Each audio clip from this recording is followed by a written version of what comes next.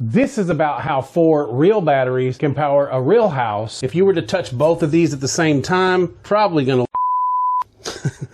that doesn't sound very nice, does it? Here we are at day 2, 48 hours running just on batteries. The key to it was to see how powerful this battery bank was. What if I shut off the electricity and tried to run my entire house on 4 server rack batteries? Today I'm going to be doing just that. I'm going to be testing 4 of these VP server rack batteries. We're going to see how long they can power the house under normal everyday use. The batteries are going to start off at 100%, and we're not going to do any charging or use any solar or anything like that to help sustain them. By the end of this video, you're going to have a better idea of how many server rack batteries you would need to power your house. We have another budget server rack battery. This is a 48-volt battery, and it's known for its use in solar applications. It has a nice LCD display screen on the front, and you can see the battery has a very clean look. It will come with short, quick disconnect cables in the event you daisy chain the batteries together, and the longer cables to run to the bus bars. Communication accessories and ground wires.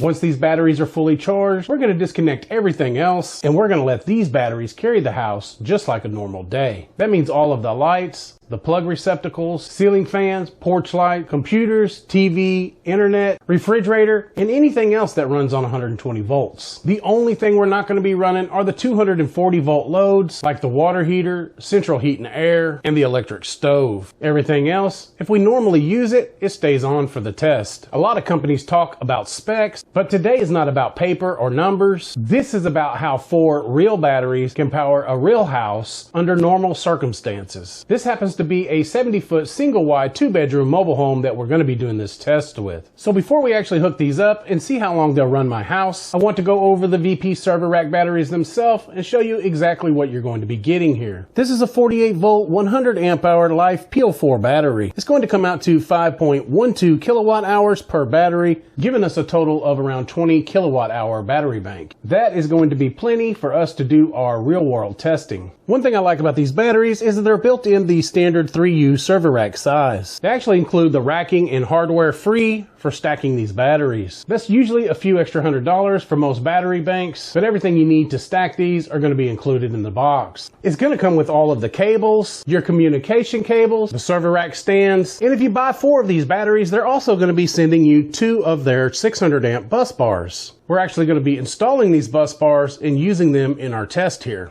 Also, if you choose not to run bus bars and you choose to daisy chain your batteries, it will come with these short connectors that will be easy to just plug in from battery to battery. I hope this turns out to be a great battery because with all the accessories it comes with, this will be a good deal. So yeah, this company is not shy about sending you a lot of the extras you're going to need. Safety-wise, this is something that you don't always see in a lot of the budget server rack batteries, but these do have a built-in automatic fire suppressant device. If the batteries ever reach too high of a temperature, it will release its fire suppressant and aerosol inside of the battery, helping to extinguish whatever may be going on inside. And sometimes that's a big deal for people doing home solar installs. Monitoring is also another plus on this battery. You have your LCD screen here on the front, Bluetooth so you can locally monitor it from your phone, and Wi-Fi capable so you can check the batteries remotely with your phone. Each battery weighs around 100 pounds like most of these server rack batteries do. That way in most cases it's only going to take one person to do the install. They're telling us that you can parallel up to 15 of these server rack batteries together, making a powerful, sustainable battery for your on-grid or off-grid needs. Let me open it up and jump inside it real quick just so you can see what the inside looks like and how good the quality of the build is.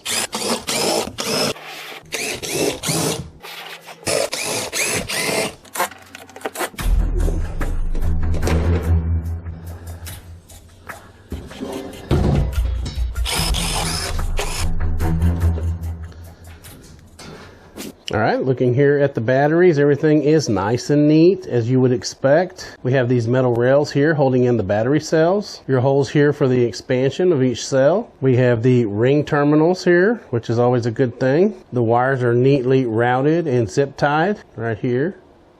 And here and here. When we look inside right here at the BMS, it is a JBD BMS, an antenna here for the Wi-Fi. Looks like we have 1, 2, 3, 4 temperature sensors. We do have some padding in between the cells in the case here.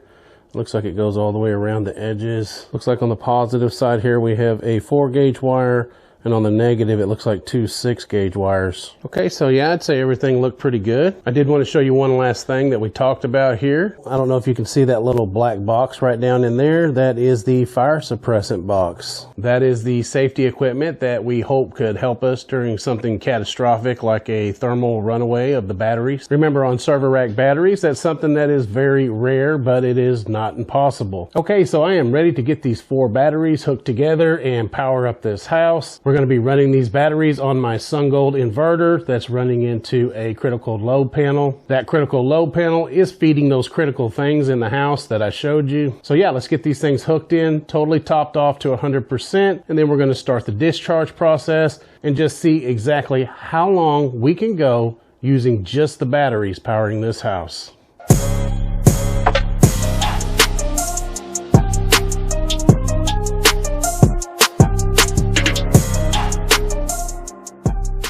Okay, now I like the bus bars, and it's a really great idea that they send the bus bars when you buy over 3 batteries. One of the biggest reasons being is you don't want to ever daisy chain over 3 batteries. Now, I've done more than 3. I've done 4 batteries in a daisy chain configuration, but there's a higher chance of it imbalancing your batteries. So with that being said, bus bars are the best way to solve that issue. Now, the problem I have with these bus bars is that they don't have anything covering them. You're going to potentially have 400 amps running through these bus bars with these 4 batteries, positive on this side, negative on this side, and the voltage can be up around 55, 58 volts. And there's really a danger to that. If you were to touch both of these at the same time, you're probably gonna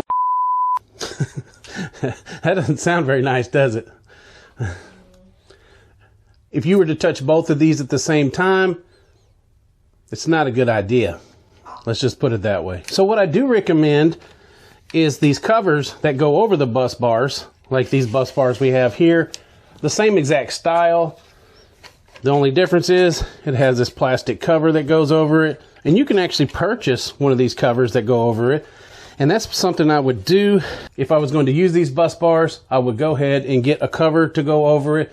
Or you could build a custom wooden cover or something like that to go over it. You never know what could fall over and short them out or anything like that. So yeah, safety first. All right, so here's our pre-cut cables that we're going to be adding into the bus bars. Now, if you're not familiar with installing wires from the batteries to the bus bars, I'll go ahead and let you know that all of the wires need to be of the same length. That's one of the things that helps keep the batteries equalized. It keeps all of the voltages the same.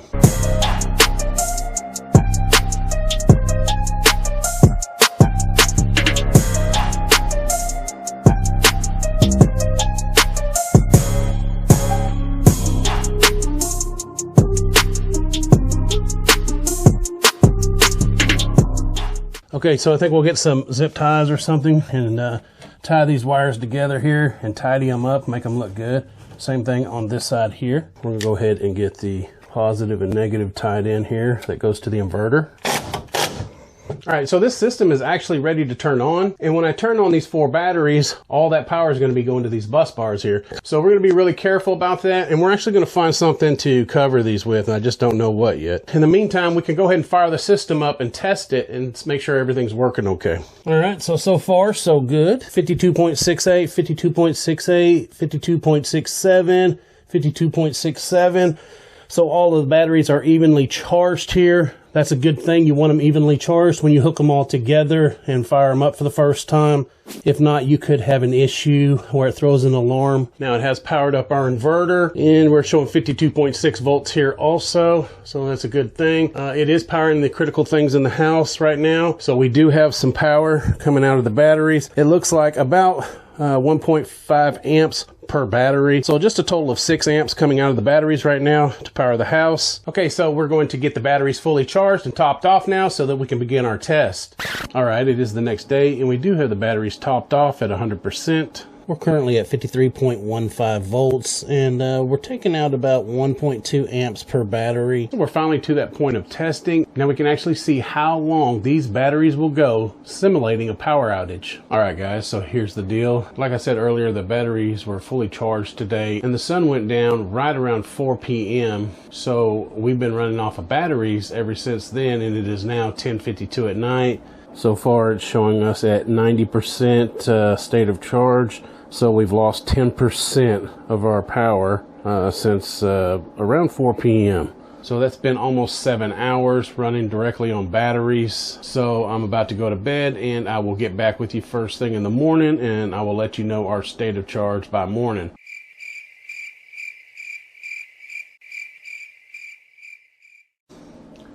All right, good morning. It is 9 o'clock in the morning the next day, and we're going to go ahead and check the battery status and see what the state of charge is. Battery number 4. All right, 85%. We are taking out 90 watts of power out of each battery. So, and you know, the thing about it is we're just running this light, the lights here, the fan, the TV, you know, just the normal things that you would run in the house in the morning. All right, so I'm gonna go ahead and get back with you in the middle of the day and let you know how it's going and see what the status is at that point. Also, before I go, I wanted to show you, I did put this cardboard over this just for safety for now. I'm using these bus bars until I figure out something to put over them. But for now, yeah, it looks trashy, but hey, safety first, right? Oh yeah, so just one more thing, just thinking about that for a minute, 5% overnight, that's all it used.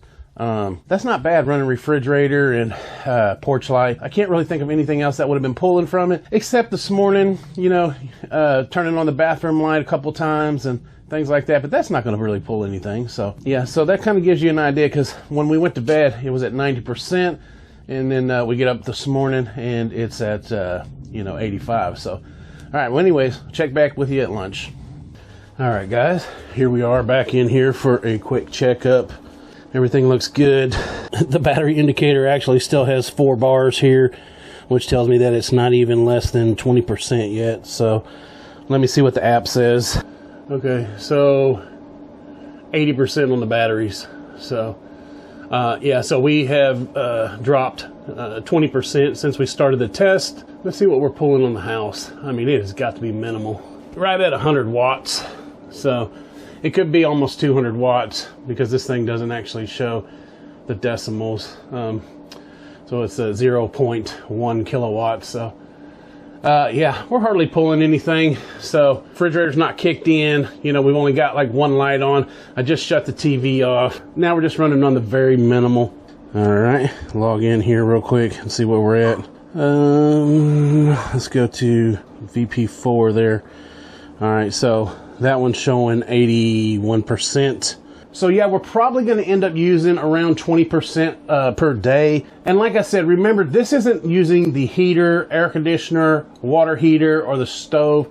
This is just basically everything else in the house. All the plug receptacles, all the lights, everything in the kitchen that's running, you know, which like I said, it's not a whole lot. You have your refrigerator, you have your lights that are on every so often, the internet's running 24/7, but the refrigerator cycles. So, and you know, this is a lot of power here. This is a big battery bank. So, you know, yeah, it's gonna last, you know. So it's basically what it's looking like at this point is it's using about 1 battery per day on this house. So ultimately, I probably got 3.5 to 4 days worth of power on here if I'm conservative. But anyways, we're gonna find out. So yeah, I'll get back with you around 6 p.m. All right, guys, it's been over 24 hours. It's 7:30 at night, so I guess it's been about 27 hours. And here we are. The app is telling us that we are discharged down to 75%. We're taking out about 60 watts per battery. So yeah, 240 watts is being pulled from the batteries by the house. And yeah, there it is. Okay, so let's talk about that. What does this mean? It means that we're going to be able to run this house off our batteries for a solid 3 days, actually over 3 days. Now we know that the individual needs of each house is going to be different. For example, at my off-grid property, I run 6 of these server rack batteries. It completely powers everything in my cabin 24/7 without any issues, including the air conditioner. Doing this little test right here was a good real-world example. All right, my friends, here we are at day 2, 48 hours running just on batteries. Voltage is 52.5, and we are sitting at 52%. So that right there verifies that we can go just at 4 days. We'll go ahead and verify that 52% on the app here. And yes, well, 53%.